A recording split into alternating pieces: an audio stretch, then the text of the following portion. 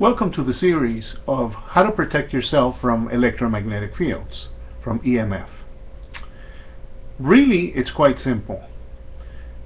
Practically, you should get yourself a Gauss meter and then walk your house with a meter in your hand, and you will find areas that I call hotspots where the readings are above 2 milligauss. And the whole idea is to not sleep or spend the whole day in those areas. That's really all there's to it. As you walk with a Gauss meter, I'm not interested in what the readings are in the fuse box or where the wires hit the house, but rather I'm interested about what the readings are on your pillow and on your lazy chair, because that's where you're going to spend most of the time. So you put the meter on your bed. Perhaps the bed is on the side of the house or the side of the bedroom where the readings are above 2. And if you move the bed to the other side of the bedroom, the readings will go to much lower readings, like say 0 or 1. In general, you want to avoid areas over 2 because there are a ton of studies online that show that at more than 2 milligauss there's a tripling of leukemia and cancer and so on and so on. Now let's talk about if you find that a certain part of your house reads high and you cannot move the bed, you cannot change it, what do? What you do is you turn off all the fuses. If the readings go down when you turn off all the fuses, because see, when you turn off all the fuses, there's no electricity coming into the house. So if the readings go down to 0 or very low, then you can get an electrician in there and rewire a couple of rooms or change some ground, and the readings will be able to be reduced down to the level that you find when you turn off all the fuses. But if when you turn off the fuses the readings stay high, then the readings are coming from the outside of the house, and that cannot be changed because you cannot change the readings that are coming from the large power lines that's outside the house. By the way, when you see large power lines, that's not necessarily a bad thing, in the sense that high voltage lines, even though they're high voltage and they do have a strong field at a very near, the field does dissipate quickly with distance, and because they're high voltage they tend to be low current, and it's the current that creates the fields. So seeing large power lines is not necessarily a bad thing. There are no devices that protect from electromagnetic fields. I wish there were. I'd be using them, and I've been doing this 20 years. Dr. Lewis Lesson of microwavenews.com wrote an article about many devices that are really not based on true scientific principle, and you know, they're not mentioned in serious publications like Time Magazine or the news, you know, like Fox News or CNN, because, well, Dr. Lewis Lesson explains about it, and really, in my opinion, the only thing you can do is to walk around with a Gauss meter, find the fields, and avoid them by proximity, by distancing. Now, for example, you may find that on one side of the wall the readings are high because on the other side of the wall you may have a television, or you could have fields that are upstairs on a second floor high because on the first floor there are transformers from the fluorescents in the kitchen. So the whole idea is to move the children away from those fields when they sleep. Now, how about cell phones?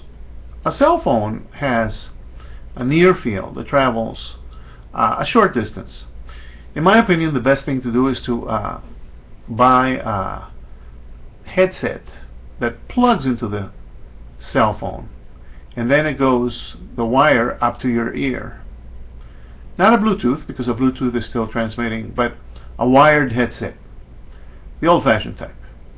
You hold the phone then in your hand, far away from the body, and you have the headset that you can hear right on your ear.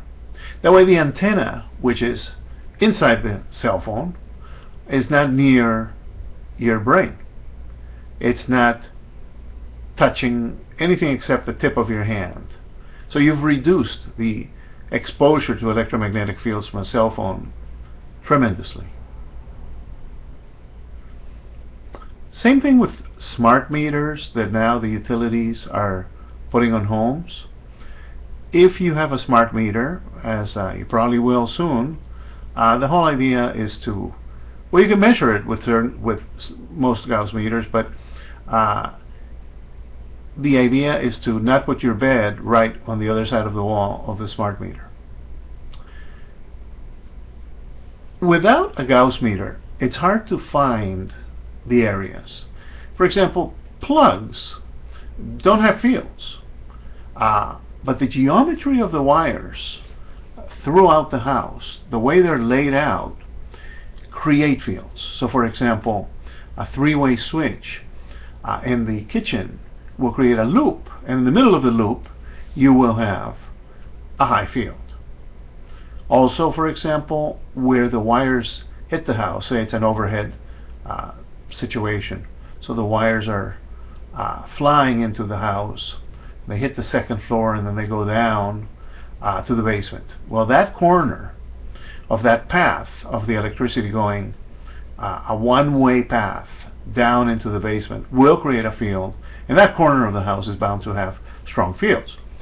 But you'd be surprised how quickly the fields dissipate, and you can see that with the Gauss meter. Now some homes, very few, the whole house is reading more than 2, and if you turn off all the fuses and the readings are still high, then like we said, the readings come from the outside, and that's a situation where if you are concerned about this, moving is, in my opinion, not a bad idea. Same thing when you buy a car. You take a Gauss meter and you measure the car. Measure the car that you want to buy, because any change, any wiring change, new stereo or layout, whatever, will change the car completely. And you can put the Gauss meter where your body would be. And the whole idea is not to put the Gauss meter on the dashboard. You're not at the dashboard. The idea is to put the Gauss meter on your chair, where your body is going to be, the area where your head is going to be, and where your whole body is going to be. And there are some cars that measure nothing, and there are some cars that measure a lot. Same with appliances. You can measure appliances. Most appliances are no trouble. The only appliances that really are trouble are cell phones, and a headset would solve it, or a speakerphone. The alarm clock, if it plugs into the wall, they use cheap motors and they have strong fields, and since you put it near your head so that you can hit the snooze button, the idea is to use a battery operated alarm clock. And computers, computer monitors have to be right next to you, and with a Gauss meter you can see at what distance the fields have gone down. We've covered a lot of ground in terms of electromagnetic fields, and to wrap up, you cannot know where the fields are. You can do all sorts of drawings and layouts and observations of a home.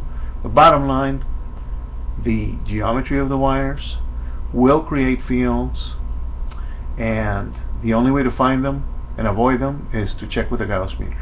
There are many meters online that are sold as cheaply as $30, and you can walk the house in 1 minute, 5 minutes, 10 minutes, find hot spots and make a note to avoid them.